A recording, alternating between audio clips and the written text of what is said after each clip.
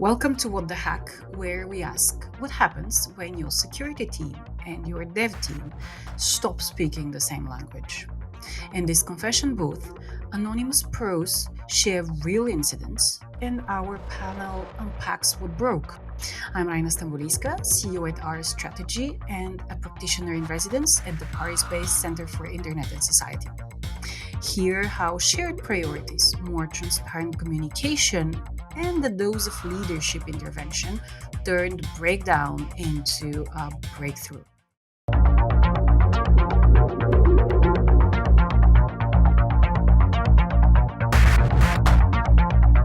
This episode is brought to you by Sysdig GCP and Predictive. Hi everyone, and welcome to another confession from our cybersecurity confession booth. So, right before we hear from today's confessee, I would like us to introduce our guests. So we have Glenn Wilson with us. Yeah, I'm Glenn Wilson. I'm a cybersecurity consultant. Been working in the industry for many years. Also author of a book. The book is called DevSecOps. Also work in the local community in London as one of the organisers of the DevSecOps London Gathering, and also another podcast, the DSO Overflow podcast as well. Ah, wonderful. And how about you, Joe? Tell us a little bit more about yourself. I'm Joe Fay, and I write about tech, and I've been doing it for a very long time, over 30 years, when viruses were an interesting idea, but not a daily reality. I think you definitely should write a book about how things have evolved. No, really. I mean, we'll definitely buy this one. Yeah, well, if I do, it'll be your fault, Rayna. So people will know who to blame. Yeah, all right. So let's get back to today's confession, because I think we have an interesting one. Again, I'm discovering it with you, but from what I've heard from the team, we have someone a lot on their plate coming with us today. So let's share the beginning of this confession. To protect the innocent, this confession has been voiced by an actor. You hear sometimes of whole departments not speaking the same language, but you never think it's going to be you. I had a huge problem with our developers. As background, we're a new company in the banking sector, and we're going up against a mix of other neobanks and traditional banks. We have to launch new features to market fast, so we have lots of new things being created in our banking apps. At the same time, we are a bank, and we have to keep security in mind. Our team has a service level agreed with the business on vulnerabilities to provide information on critical issues in our stack, so they can be fixed within a specific time window. But we don't actually make the changes. We inform the dev team, it's their job to make it happen. But they didn't. We passed the information, but nothing happened. It was like they just ghosted us. I mean, what the hell? So a security lead saying we passed the information, nothing happened. So what unspoken assumptions, let me put it nicely, jump out at you about roles, about responsibilities, about incentives, about urgency when you hear that confession? I mean, what I tend to hear there and I see a lot is the security teams often are the ones that find the vulnerabilities, find the weaknesses within the software. And I think there is the assumption, I guess, from the security perspective, is that the development team will then fix those issues. But there's also an assumption from the developer side that maybe security should be fixing the issues. So there's a mismatch in expectations there, I think. And of course, the developers are struggling with prioritization all the time. There's that, fixing security weaknesses is not generating revenue. But building new features, new products, and improving the way the application works is actually generating revenue for the organization. So they generally tend to be prioritized over everything else. And I think that's also a factor that jumps out at me is a very common issue, I think. Joe, how about you? Well, the first thing I'm sort of struggling with the idea of I think I know who that person might be. But I guess, as Glenn says, it could be anyone. I tend to hear about things when they've gone wrong. I'm a journalist. I write about the disasters, so it doesn't surprise me. And if we're, are we talking about DevOps or DevSecOps? It sometimes it feels like it's a bit of DevSecOps sounds like a bit of an uncomfortable, not pairing, freeway. Maybe that sounds worse, but it's the whole thing with sort of DevOps. To me, appears to have been it's about velocity. It's about speed. It's about getting, as Glenn said, products into market. And from when I first started hearing the term, there were always gripes about, security. It's a brake on what we need to do, and it's going to slow us down. And despite people's best efforts, that clearly is still the case, even in a, as the confessee said, even in a bank which has probably some of the most onerous regulations and compliance requirements, that some people end up focusing on getting stuff into market, generating revenue. That's the most important thing. I'd like to build on that if I may. So this is in the banking sector, and from my experience within the banking sector is that DevOps and DevSecOps is a little bit behind the curve in those industries, right. Because of the regulatory requirements. Yeah. And I think therefore we've got this situation where they're still working in a much more waterfall, let's say, approach to doing development. And so another assumption we can make, therefore, is that when security finds a vulnerability, it could take weeks, months before that vulnerability actually goes through the whole pipeline before it ends up in a production environment. Yeah, I guess there it really is that the focus is even more going to be on sort of speed and velocity, which should be a good thing. They're working in a kind of a greenfield way, but depending on where the pressure is being applied from above, you're perhaps developing a system where you can get vulnerabilities into the market even faster as well.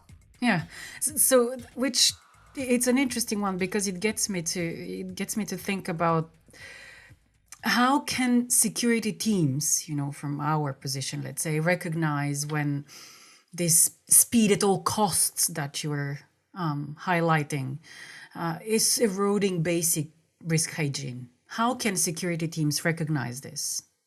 I think there's perhaps a problem with collaboration. When we think of DevOps, we think of developers and operations coming together. The whole idea that if you build it, you monitor it and you maintain it, and that sort of like works in the DevOps world. When we talk about DevSecOps, there's still a disconnect between the security operations, so the people working in SOC, the people that are managing the SIEM and so forth like that. So we don't generally tend to see security operations embedded in the DevOps way of working. And I think we drop the ball when it comes to DevOps. From my experience, DevSecOps has evolved into this world of automated security scanning, SAST, DAST, IAST, and then you also have all the SPM stuff that's going on as well, and it's just there's a lot of that's happening, and we don't know, that's not actually helping because they're just generating a lot of noise in a lot of cases. There's so much vulnerabilities being produced by these tools, and a lot of them are false positives, and so security is meaningless to DevOps in a lot of, in my experience, it's just this, burdenous operation. just either we're disconnected from the operations side or they're just creating a lot of noise from the other side. And I think that's potentially a massive problem, really. No continuum and culture especially from security teams. Yeah. So Joe, back to you, because you said something which kind of makes me feel sad. I mean, I understand, but you said you only report on when bad things happen, Nature of news, but I mean, it's it's like anything in tech. it only sort of erupts into the generally public consciousness when things go really really wrong. Or it's sort of something like, oh gosh, you can use AI to write resignation letters or stuff like that, which obviously applies to everyone. But I guess, beyond that, it's what Glenn was saying about noise. I was having a conversation with a pretty senior CISO just early this week, and they said, it's noise. The conversation was actually about burnout amongst cybersecurity professionals, which is joking apart is a really big issue. Pretty pervasive. Yeah, and they were sort of saying it's especially at the lower levels, and so sort of younger people, just that like the turnover is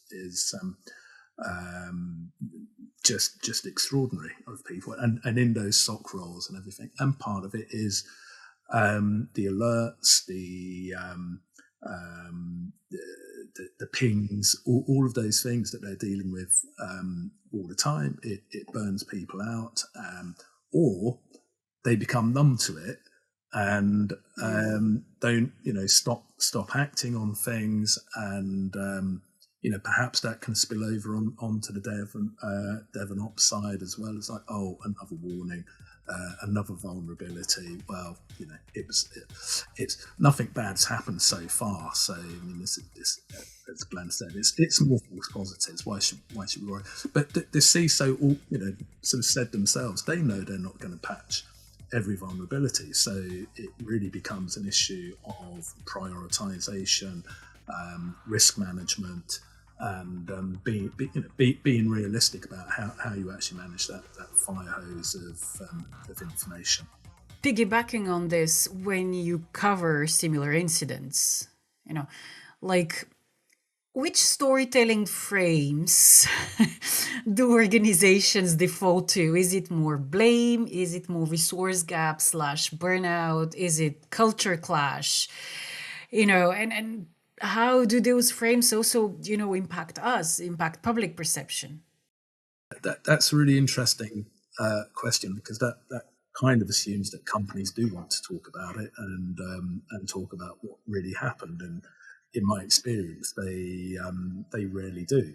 Sometimes you might get a fairly detailed incident report, which will be useful for other people to read. But I guess it's understandable if you're a major bank or a major retailer, or any kind of visible company with shareholders and other stakeholders, that you tend to clam up. And it's partly because I guess people are running around dealing with the problem. They're very stretched, and it becomes a job for their PR teams or whoever to talk about a technical incident, or perhaps some sort of euphemism that the rest of us, depending on how much we know about how this world works, will think, they've got a really bad security incident going on somewhere. There was a company just the other day I saw had sort of shut down and was unable to take orders. And I was looking at it and thinking, well, is that it's the 4th of July holiday and they've just down tools, or are they dealing with a major security incident? And it was the latter. Joe, when you're doing these investigating reports or journalism, are they looking to blame someone for an incident? Is there a blame culture here as well that we need to be aware of? That that we're not really looking to understand what the problem was. We're just looking to blame someone and get that person admonished, and we'll move on. Yeah, it's very regular. To add to this, it's very regular. Sorry, Joe, that you see that the CISO has tendered their resignation, and you're like, Yeah.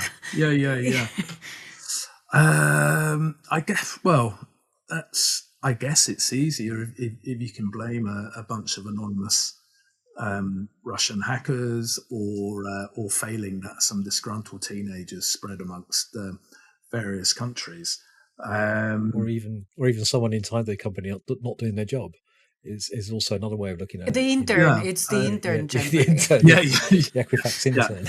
yeah. But it's the I there's maybe it's a societal thing that someone has to take the fall, but I guess to a large extent you're asking people to do an impossible job. There's plenty of commentary that flies around our world talking about every company will be breached, everyone is going to be attacked, and sometimes people are going to get through. So the idea that you can blame it all on one person and that person is the CISO, it kind of sounds a bit harsh, because we never know what resources the CISO had, what recommendations did they make that they didn't get budget for, Yeah, but even in that situation, the CISO is under a lot of pressure from, prioritization is a big thing. Like the CISO might come out and make some big statements about what they want to do in terms of improving security, and then that is completely in conflict with the priorities of the CTO or the CFO, and so. But the CISO gets to blame because they are the one that's security, but actually, it's the systems failed, all of them really. So it's a systemic failure rather than an individual failure. Which I think we're at the good point where we can head into the second part of the confession, because I'm hoping, we'll have some elements on this, and I'm curious to see whether a neobank has even a CISO. Or whether everything's handled by, I don't know, a CTO or even a CFO or a product, a CPO, no, that's a modern thing. So let's get it for the second part. Our SLAs were in the red and the CIO was coming down on us hard. But why should we take the flak? We were doing our job. So we pointed to our reports, all prepped and passed over. All serious vulnerabilities that we needed fixed like 2 months ago. There was no way we were taking the fall for this one. Things got tense, let me tell you. The CIO then brought in the developer lead. I waved the big stack of paper I printed out. I couldn't wait to hear how he was going to get out of this one. But he cut me down with one sentence. Which one do you want me to start on? Which one? They were all important. They were critical vulnerabilities. But I could not tell him which one was the most important. So we have a CIO, right? Does, the developer asks, which one do you want me to start on?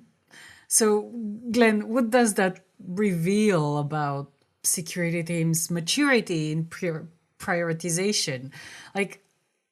Again, I should be honest, I'm really confused by the printing on paper thing. What are they printing? Jira tickets, emails?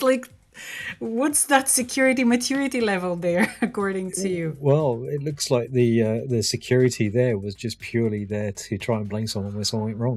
We're collecting evidence here. We're gathering evidence right from day one. That's my take on it anyway. But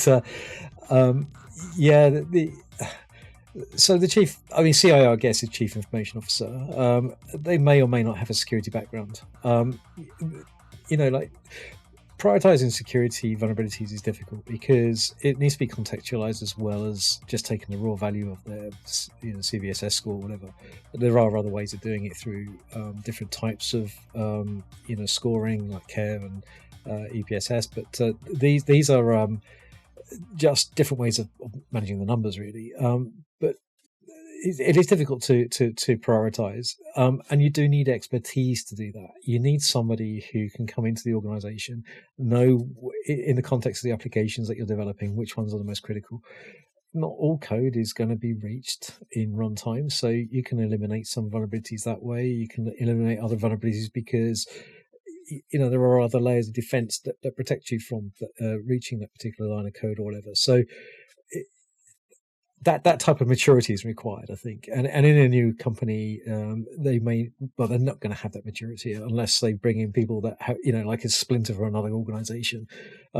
And I think that's the challenge that this particular person seems to be facing, is that they just don't have the experience and the know-it-all how to do it, and I mean, I think that sounds to me what the systemic problem is for them there. Yeah, the way I feel it in a way is that those are more traditional security people who tend to, let's say, rely on compliance, perhaps, hence the documentation trail and the printing of stuff, which is not necessarily what you would expect from a contemporary information security team supporting a banking environment where everything's done in-house, right? Yeah. Well, the product is done in-house, which is a different set of challenges. And also, from what you just said there about the paper trail as well, the paper stack of tickets is it's a very slow feedback loop. And if you're able to deal with these vulnerabilities at a quicker pace, so as soon as they're identified at the development stage, then you can fix them, repair them, and that paper stack will be redundant. If you're able to fix them quicker, so that feedback loop is also very important, and making sure that's amplified. And compliance, if it's done right, can help your security, but compliance for the sake of compliance doesn't. I think it actually creates more weaknesses. That's very true. Yeah, that's very true. I mean, and this is something that, comes off really interesting, because, so we hear it from the security person, but you mentioned feedback. Like, what I'm hearing, unsaid but still there, is that they've been sending reports, whichever the tool it is they use, and for months, and nobody has gotten back to them either, right? So both teams need to improve, let's say, right? Because you can't just keep on ghosting people and, never responding and sending feedback, right? Just to add to that, then you therefore you need to look at, understand what, ask that person, what is the reason why you're not being able to provide that feedback quicker? Why are you not looking at these reports? Why are you not providing that feedback? Because there may be other reasons. There could be other prioritization reasons. There could be other factors that are impeding them. Joe, what's your take on this? Just a couple of things that sort of jumped out at me was, I remember when the phrase "blameless post-mortem" was very, very current, but it doesn't seem to have reached this organisation. And then, if you're talking about security theatre, these guys seem to have collapsed into complete security soap opera, waving stacks of paper at one another. But I guess, to go to sort of some of Glenn's points, when people were first talking about DevOps, it was this idea of you don't just chuck it over the wall and just sort of leave it with operations to run. Yet that sounds like precisely what's been happening on the security side. It's like, yep, we've got this information, we've done our bit, there you go. And it's like, okay, it's one thing saying, they ghosted us and didn't come back, but it's like, how far away were you from these guys? Could you sort of walk around, or did you have regular meetings between the different departments? So or just grab coffee, Again, just the other day, I was sort of speaking to someone at a security firm who was, sort of relatively early in their career.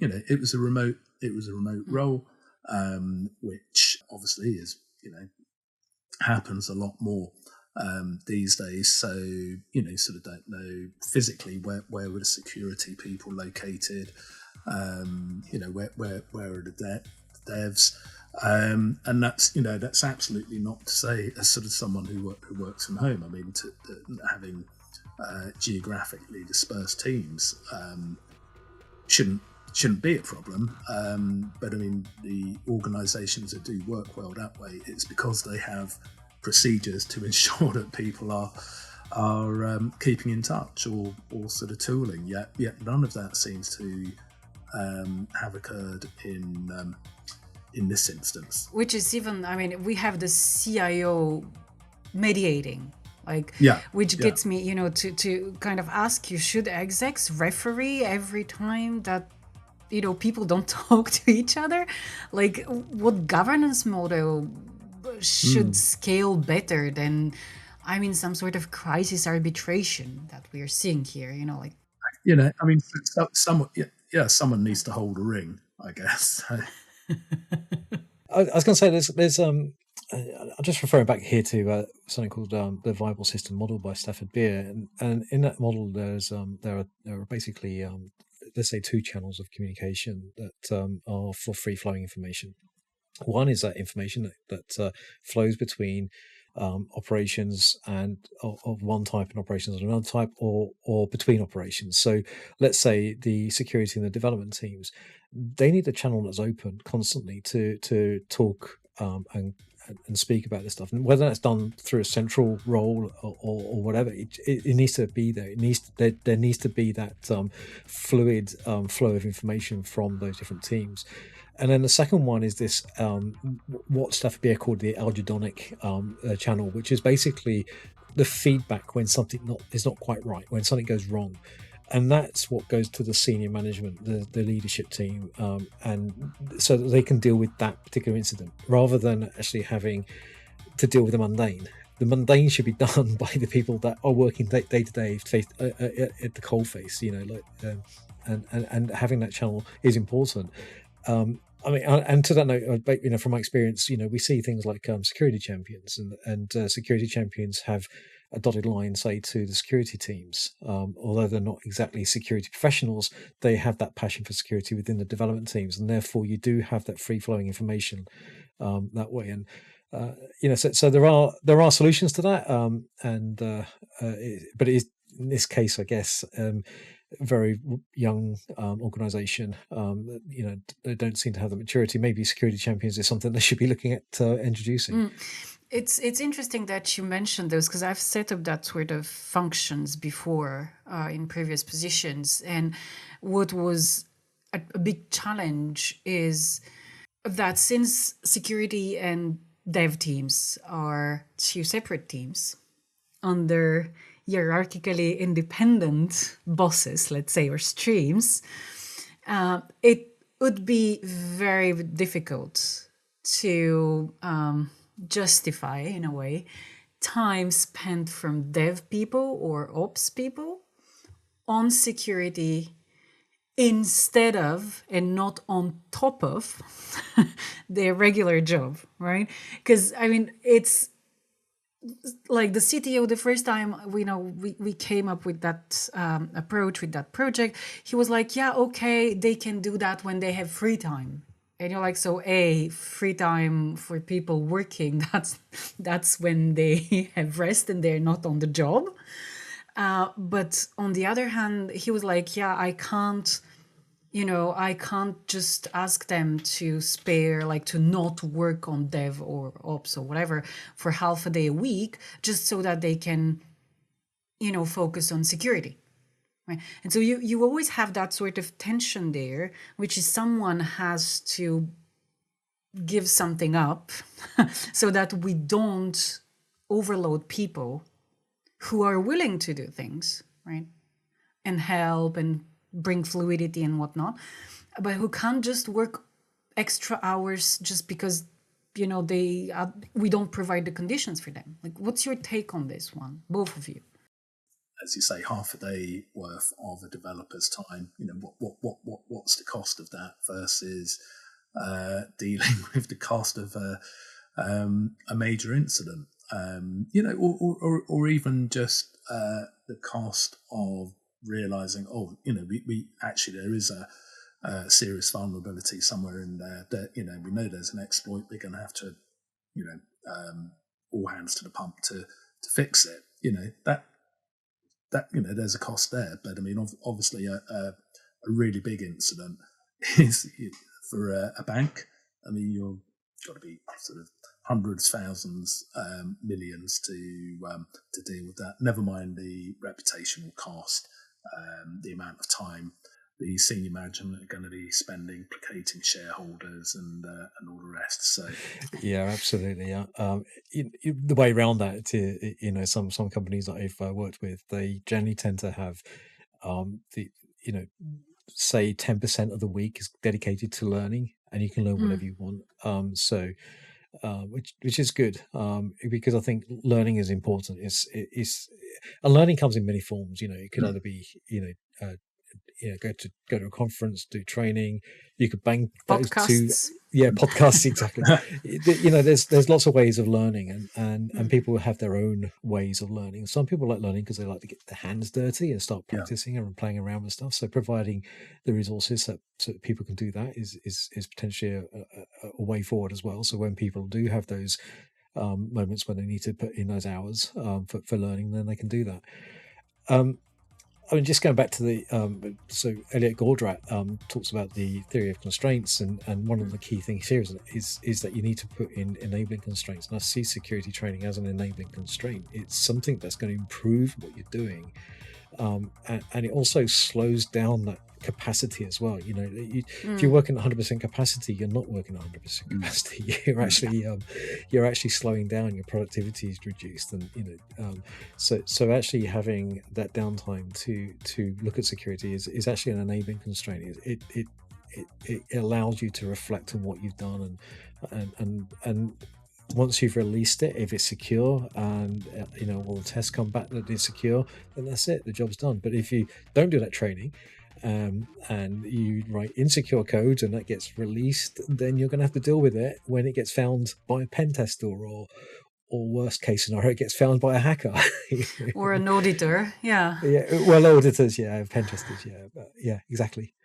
Glenn's talking about people writing code, but I've read quite a few studies recently about just how much code is being written by AI, and I think one study I read the other week, 35% of it not being reviewed at all by the developers before it goes into production. So, I was actually reading a piece of research recently, a paper that was published recently, that AI actually produces more insecure code. And but the problem is that developers are more confident that the code is secure. So you've got this paradox here that needs to be addressed. And there are many different things, and to consider here, confirmation bias, whatnot, but just to add into this one before we jump to the final part, is one way to also solve this is to give back value to the people training and learning new things and growing professionally. What we did is liaised with HR and basically added specific things in those security champions career paths, so that they could have a distinct career path internally that is being capitalized on, because they are dedicating time to something different, in comparison to their peers who stay on more developer expertise or operations expertise, right? So, and this actually helped also kind of justify, in a way, quote unquote, obviously, time spent on other things, But we could continue for hours on this topic, because it's super interesting to see how many, what it says about people, what it says about company culture, and so on. But let's get to part 3, because I'm curious now how they have resolved this, whether they have resolved it at all. It sounds like pretty tense with an exec mediating. So I'm curious to see how and if they have solved the situation. Thanks to the CIO, we started talking to each other, not just throwing reports over the wall. We saw the pressure they were under, the challenge that was in front of them, and they saw our SLA board, covered in red lights like a Christmas tree. Sure, we had given them a huge stack of reports, but with no context.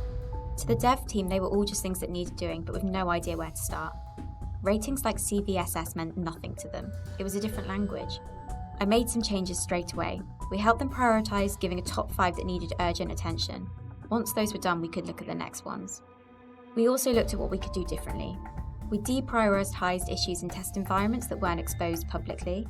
Those versions were needed for backwards compatibility, so they couldn't just get rid of them. But now when they get flagged, we understand them. We patched some of the software-based images so old issues did not get brought back multiple times. We worked on joint goals where we could, not just metrics for security or for developers. In the end, it came down to understanding that we're all on the same team. These days, I don't simply assume something will be dealt with or that someone knows what's in my head. What does, they moved to top 5, prioritization, environmental context, and joint goals. This one is interesting. So why, basic vulnerability management is so fundamental, right? Why do organizations consistently struggle with it? What are the real barriers to implementation? I mean, there are things like environmental context. Come on. let's be real. How do you want other people to feel about you if you tell them nothing? Yeah, I think I said earlier that context is king, and context is very relevant here, and what I also liked as well is that we're all in this together. It is a collective responsibility to fix the organization, make the organization healthy, and I think that's something which is important, and that's got to come down from leadership, right? So you need to be able to make sure that everybody's aligned to the same goals. There's and if the goals also mean writing secure code, that's what opens up a lot of stuff, like we just talked about, enabling training, for example. If you've got to write secure code, you need to make sure that your engineers are trained. It aligns back to the goal. It aligns back to something of value to the organization. So, yeah, that's it was interesting hearing her say that, because it was that to me is a key one, is to make sure that we are aligned in what we're trying to do and deliver, and we're not just a bunch of siloed groups of people working independent of each other. That's not how we should work. Joe, how about you? What stood out? Well, it was nice to see the CIO bringing them all together. So under the Christmas tree of warning lights as well. lovely, cozy image. And yeah, I guess with the sort of first 2 parts, we were discussing all these issues, sort of communication, people not really understanding the other team, and I guess especially in a new organisation, as Gran said, culture is really important. But I guess particularly in a new organisation, people might be kind of creating the culture on the fly as they go. Sort of new teams of people who may not have worked together, or might have sort of worked under completely sort of different architectures. So you can see how these dynamics come into play there. Let's have a stickiness test. Okay, CIO jumps in, people start talking to each other. What is interesting is that the way I hear it, the person says that as if the CIO bootstrapped them talking together, but then they went on making their own interactions, and so here time is important, so we don't have an idea of the timeline here, right? So I'm curious about how long that took, but let's take 3 months. The CIO intervenes, people start talking to each other and start finding common ground. What should or must even happen in, let's say, 90 days, those first 3 months, to keep that momentum alive once the CIO has gone to do other things and once everyone is back to their operational reality, right? According to you? I think one of the key issues here is if you're changing culture, which is what obviously the CIO is doing here, is you need to make sure that you create the environment. You're creating a space for that culture to grow, and like so. Maybe you got to live and breathe it yourself. You got to say, I don't want to receive paper copies of vulnerabilities. You need to sort that out amongst yourselves, and you need to work out how to do it. You're very clever people. Your engineers, your security people. You need to work out a way forward here that doesn't require this type of activity. And so I think to keep the momentum going, I think obviously you're going to have some sort of monitoring of that. I don't know how you do that. Whether you statistics or data that you can collect that will help you to see that you've got momentum and it's continues to go. But it's creating an environment where people want to do that as well. Success breeds success. So if they see, actually we're doing really well here, we'll carry on doing this. I think also aligning management, so middle management, with your values. Middle management sometimes can go back to the old ways because it's what they know. I've seen that happen a lot of times. Maybe I've been guilty of that myself in the past, but it's just one of those things that happens. That you're in that role because of how you've been recruited into that role because that's what you do, and then the CIO comes along, makes these changes, and the CIO steps back, but you carry on going the way that you used to go, and so you can slip back. So you need energy to prevent that. I guess what I call in my book, I call it entropy. You fall back into disorder again. I think that's something you need to be very wary of. It does require energy. I don't think you can just step back and just hope it just works, because that's not how it works at all. No, Joe, how about you? It's been a while since I've sort of worked within a culture that wasn't entirely defined by these four walls that I sort of normally work in. But it's when it comes down to it, it's personally, I think it's face time with people. You have to keep on working at it. As Glenn said, I mean, entropy is a great description of it. And we've all sat in meetings that we'd perhaps rather be somewhere else, or think there's sort of something more important to do. But there's a reason. There's a reason why we have them, and maybe it doesn't necessarily need to be literally face to face all the time. But personally, I do think just meeting with people, speaking with people, is just really important.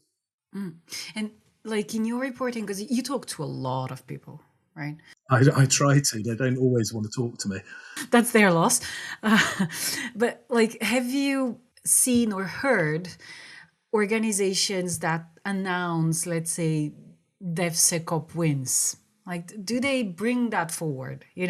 And if so, I mean, I don't know. I'm not in your shoes. And if so, can you distinguish genuine culture change from press release theater or soap opera? Yeah, that's such a good question. I mean, it makes for a great conference speech, I mean, it's as I say, proof will be in the pudding. People might make big claims, they might make conference things, and then we see what the incident report 6 months down the line looks like. But I mean, you've just made me think of once when I was actually running a conference. It was on DevOps, but the CIO or sort of a senior leader at a company was a speaker and did a whole thing about how they'd implemented DevOps and it was going really well and all the benefits that they'd accrued from it.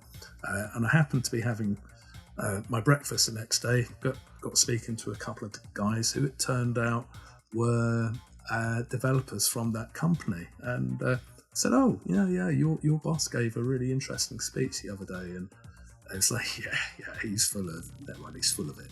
Basically, he said, "Yeah, we've not implemented any of that. It's not trickled down to us at all." So, oops. Yeah,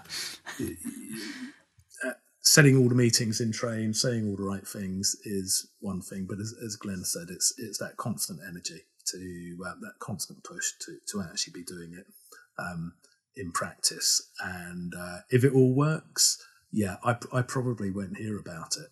I hope that doesn't sound too cynical. No, it doesn't. I mean, honestly, my dream is that nobody needs my expertise anymore. And the faster that happens, the longest I can spend time doing something totally different. But, so it's not cynical. I think it's constructive. It means that things change, people change and grow. And, as a conclusion, let me pick your brains. So, Glenn, pick one metric, a single metric, that both dev and security leaders should report to the board monthly. And one sentence, why this one? Wow. One metric. I think it has to be a qualitative metric, something like job satisfaction. Purely because it allows people to monitor how people feel about their jobs. If they feel that they're not satisfied because they're not getting the job done, or going back to the story we heard, they're receiving, they're not, they're overburdened, overworked, too much work in progress, too much noise, and so forth, then that's not job satisfaction. So I think if job satisfaction starts to slip, then I'd be concerned as a leader, definitely. Okay. So Joe, to you, if a security team recognizes themselves in this story, and I'm sure there will be a few, what's the first conversation they need to have, say, next Monday morning? I guess maybe it's not the first thing they need to discuss, but they need to sort of sit down and perhaps say, okay, let's, how honest can we be about what we're doing and what difference we're really making, and maybe beyond that, it's like, are we making a difference? Are we just sort of sitting here pushing paper, emails, alerts, whatever, pushing paper to the other side and letting them disappear in the void? Or maybe the question is like, okay, we've been doing this. When was the last time any of us spoke to anyone in the dev team? Maybe that's the question they need to ask. Like, when did we actually speak to someone else in this organisation, as opposed to doing what we do, pushing stuff out, and then going back to doing what we do? Wow, thank you. This has been illuminating. And I'm happy I managed to get you both to have a surprise question to answer. Because, that's not an easy thing, when you're faced with people whose job is to ask questions and to think critically. So I'm sort of proud of myself. But thank you so much for being with us today, and for being like such wonderful humans, first and foremost, and such outstanding professionals. And I'll see you next time. Thanks, Rayna. Thanks, guys. Thanks, Rayna.